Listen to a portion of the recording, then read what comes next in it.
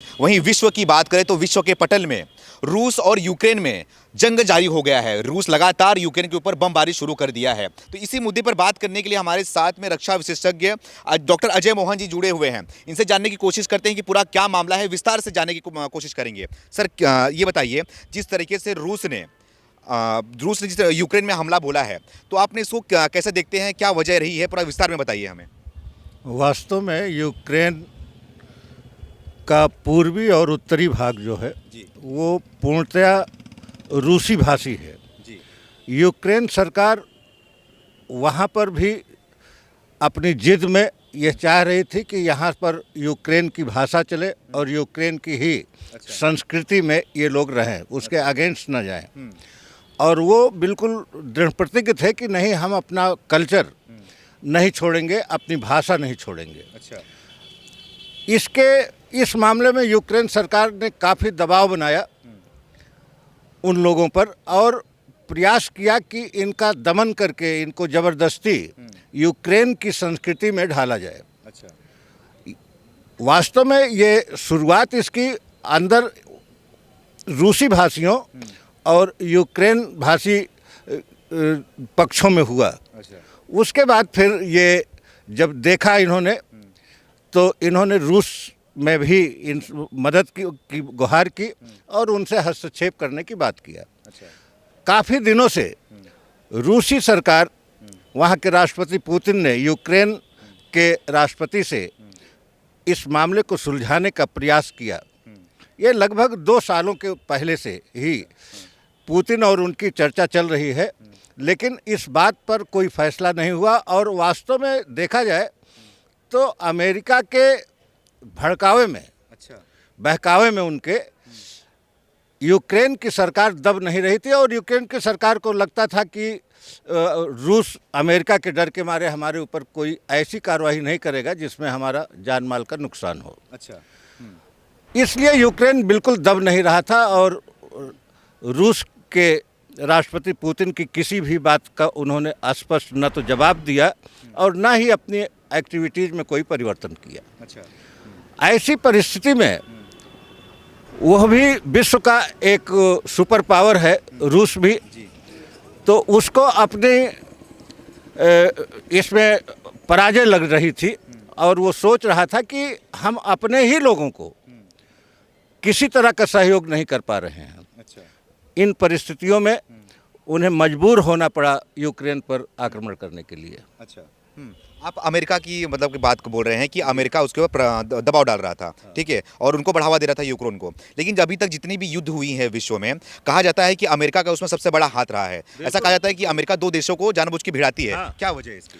वास्तव में ये अपने व्यापारिक हित में अमेरिका हमेशा ये चाहता है कि जब 2 देशों के बीच में युद्ध होगा तो दोनों देश उनसे अस्त्र शस्त्रों का खरीदारी करेंगे, उनकी इकोनॉमी बढ़ेगी। इसलिए वो हमेशा 2 देशों को लड़ा करके और कभी भी इन्होंने हस्तक्षेप नहीं किया। अमेरिका अफगानिस्तान में इतने दिनों से जो था और बिना किसी शर्त के अफगानिस्तान से वो चला गया। वास्तव में अमेरिका के जो वर्तमान राष्ट्रपति हैं, उनकी नीतियां अमेरिका में ही काफ़ी उसकी आलोचना हो रही है। अच्छा। उनकी नीतियों की, कि वो किसी भी बात पर न तो अडिग रह पाते हैं और न ही अपने किसी भी मित्र राष्ट्र का सहयोग कर पा रहे हैं। अच्छा। ऐसी परिस्थिति में यूक्रेन को एक गलतफहमी थी कि अमेरिका जब भी रूस कोई इस तरह की कार्रवाई करेगा तो अमेरिका खुल करके हमारे सामने आएगा। अच्छा। उसके अतिरिक्त नाटो देश जो हैं, अमेरिका का एक संगठन है। अच्छा। तो उन लोगों ने भी बराबर इनको सहयोग की बात की, लेकिन वर्तमान समय में नाटो का भी कोई देश केवल इस डर के मारे कि अगर यूक्रेन की ये स्थिति हो रही है तो अगर हम यूक्रेन का साथ देंगे तो हमारे ऊपर भी इस तरह की कार्रवाई हो सकती है। इसलिए कोई भी नाटो देश उसके समर्थन में सामने नहीं आ रहे हैं। कार्रवाई कहाँ से हो सकती है? रूस की तरफ से? रूस की तरफ से। अच्छा। हाँ। तो अमेरिका जिस तरीके से यूक्रेन में अपने लड़ाकू विमान भेज रहे हैं और रसिया को बैन करने की कोशिश की जा रही है, तो आपको क्या लगता है कहीं ना कहीं विश्व युद्ध की तरफ जा रहा है, तीसरे विश्व युद्ध की तरफ? वास्तव में रूस के ऊपर इसके पहले भी एक बार बैन लग चुका है। हाँ। लेकिन उसका कोई प्रभाव उनके ऊपर नहीं पड़ा। और रूस ये जानता है कि इस तरह से आर्थिक प्रतिबंध हमारे ऊपर फिर लगाए जा सकते हैं। वो सब कुछ सोच करके सारे रिजल्ट पर अपना काम करने के बाद तब उसने अटैक किया है। अच्छा, हाँ जी। तो सर ये बताइए कि इसमें भारत का क्या महत्व, भारत का क्या रोल होता है? क्योंकि जो यूक्रेन के राष्ट्रपति हैं वो नरेंद्र मोदी जी को कॉल करते हैं, उनसे मदद की गुहार मंगाते हैं, तो भारत का क्या होना चाहिए स्टैंड यहाँ पे? वास्तव में भारत के कुछ व्यापारिक संबंध यूक्रेन से थे, अच्छा, लेकिन यूक्रेन ने कभी भी भारत का सपोर्ट नहीं किया है। अच्छा, ये हमेशा जब भी यूएन में कोई बात आई है तो पाकिस्तान का सपोर्ट किया इन्होंने, अच्छा, भारत का सपोर्ट नहीं किया है। फिर भी भारत की तरफ से कभी ऐसी कोई एक्टिविटी नहीं हुई कि यूक्रेन अपना दुश्मन इन्हें माने। और वास्तव में इनके व्यापारिक संबंध, और अभी आप देखिए 18,000 बच्चे हमारे भारत के वहाँ पर अध्ययन के लिए पड़े हुए हैं। लेकिन इसके अपेक्षा आप रूस को देखिए। रूस हमारा पुराना जी जी जी, समर्थक रहा है और हर तरह का सहयोग किया है। हाँ, अमेरिका की नीतियां ऐसी हैं कि वो केवल अपना बेनिफिट देखता है, अपना लाभ देखता है। किसी भी देश के मामले में ले लीजिए तो अमेरिका हमेशा अपने लाभ के लिए सपोर्ट करता है, अन्यथा नहीं। अच्छा, और रूस पुरानी मित्रता को अभी भी निभा रहा है। वास्तव में इस यूक्रेन के मैटर में देखा जाए तो जितने पश्चिमी देश हैं वो प्रयास तो किए कि भारत को भी एक तरफा अपना डिसीजन लेने के लिए बाध्य किया जाए। अच्छा, अभी बहुत जल्दी ही यहाँ के विदेश मंत्री जयशंकर जी का एक इंटरव्यू आया था। वो 3-4 देशों के लोग, फ्रांस था, जर्मनी था और इंग्लैंड के वो विदेश मंत्री थे उसमें। और उन लोगों ने बहुत घेरा इनको कि ये यूक्रेन के मैटर पर कुछ ओपन बात करें, अच्छा, या अमेरिका के बारे में कुछ बात करें।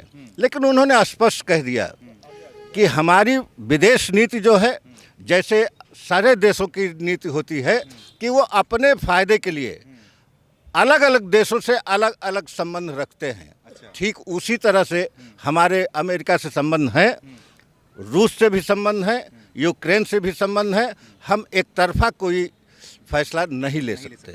जी सर, एक आपने बात कही कि रूस भी हमारा बहुत पुराना दोस्त है, रूस भी बहुत पुराना दोस्त है, सच्चाई है। लेकिन जब यूक्रेन ने भारत से मदद मांगी है तो भारत को क्या करना चाहिए? क्योंकि अमेरिका भी भारत का एक अच्छा रिश्ता है दोनों में, तो अब भारत को क्या करना चाहिए? भारत को बीच बचाव के लिए, युद्ध को रोकने के लिए, जिससे, क्योंकि वहाँ पर आम आदमी भी प्रभावित हो रहे हैं। अच्छा, और अभी रेड क्रॉस की रिपोर्ट थी कि काफ़ी संख्या में आम नागरिक वहाँ मारे गए हैं। जी, तो ऐसी परिस्थिति में मानवता को दृष्टिकोण में रखते हुए भारत वो रूस से बात कर रहा है कि किसी भी तरह इस युद्ध को रोका जाए। युद्ध को रोका जाए। हाँ जी, चाइना की बात करते हैं। चाइना भी बहुत शक्तिशाली देश है अपने में, तो चाइना का क्या रोल है इसमें पूरे में? इस मामले में चाइना का कोई रोल नहीं है। अच्छा, और चाइना शक्तिशाली है, लेकिन चूंकि अमेरिका का अपरोक्ष ही सही यूक्रेन को सपोर्ट है, अच्छा, वो खुल करके सामने इसलिए नहीं आता क्योंकि वो चाहता है कि रूस अपनी सेनाएं और अस्त्र शस्त्र भेज करके कमज़ोर हो, जिससे कि हम और मजबूत हों। अच्छा, इसलिए अमेरिका ओपनली कभी उसके सपोर्ट में ना आया है, ना अपनी सेनाएं भेजा है। और ऐसी परिस्थिति में चीन की नीतियां हमेशा अमेरिका के विरोध में रही हैं। अच्छा, तो चीन का यूक्रेन को सपोर्ट करने का तो कोई सवाल ही नहीं उठता। अच्छा, हाँ, एक चीज़ हो सकता है कि वो रूस से, अगर उससे कहा जाएगा तो वो भी रूस से बात कर सकता है, अच्छा, लेकिन उसकी बात उतनी प्रभावी नहीं होगी और न उसके ऊपर यूक्रेन का विश्वास है कि वो हमारे सपोर्ट में कुछ बात करेगा। ठीक है। अब बात करते हैं पाकिस्तान की। तो दोनों में युद्ध चल रहा था, उसी समय जो पाकिस्तान के प्रधानमंत्री हैं इमरान खान रूस में गए हुए हैं। तो इमरान खान जब रूस में गए थे तो उनकी बहुत किरकिरी हुई वहाँ पे, तो पुतिन साहब उनसे मिलने नहीं आए। और उसी दरमियान जो पुतिन साहब पीएम नरेंद्र मोदी से कॉल पे बात कर रहे थे 25 मिनट तक। तो आप क्या देखते हैं इस पर कि कितनी बड़ी किरकिरी है पाकिस्तान की? वास्तव में पाकिस्तान ने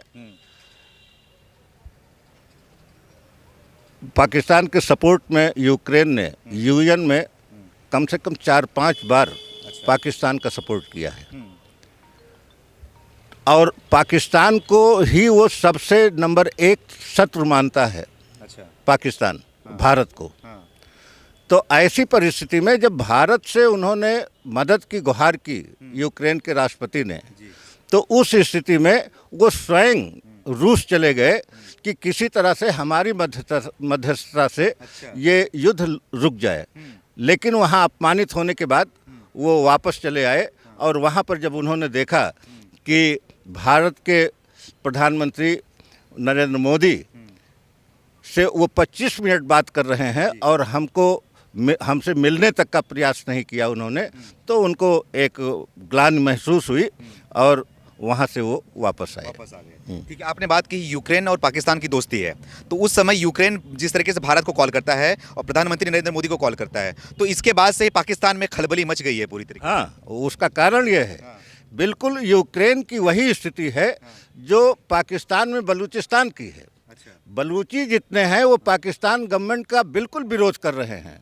वहाँ पर मानवता को बिल्कुल नष्ट कर रही है पाकिस्तानी सेना। और एक तरह से देखा जाए तो पाकिस्तान ज़बरदस्ती बलूचिस्तान पर अपना अधिकार जमाए हुए है। उसको शंका है कि यूक्रेन की ही तरह से अगर भारत ने जरा सा भी प्रयास किया तो बलूचिस्तान उनके हाथ से निकल जाएगा और बांग्लादेश की कहानी दोबारा दोहराई जाएगी। इस डर के मारे इमरान खान यूक्रेन की पैरवी में रूस गए थे। रूस गए थे। हाँ। ठीक है, ऐसा बताया जा रहा है, ऐसा कहा जा रहा है कि जो यूक्रेन है वो भारत से सहयोग भी मांग रहा है, सेना के सहयोग मांग रहा है, बमबारी का सहयोग मांग रहा है, लड़ाकू विमान का सहयोग मांग रहा है। तो भारत को क्या करना चाहिए, उसको सहयोग करना चाहिए कि नहीं करना चाहिए? नहीं, कतई नहीं।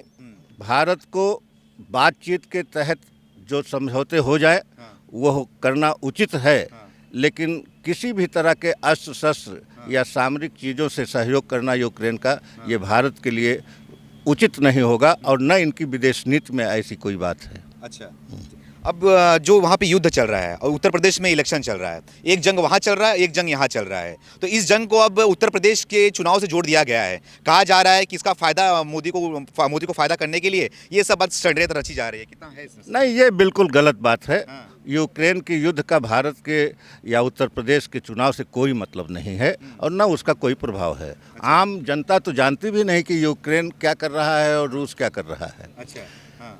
जो थोड़े 5% 10% जागरूक हैं, जो न्यूज़ देखते हैं, अखबार पढ़ते हैं, उन्हीं को मालूम है कि यूक्रेन और रूस के बीच में युद्ध हो रहा है।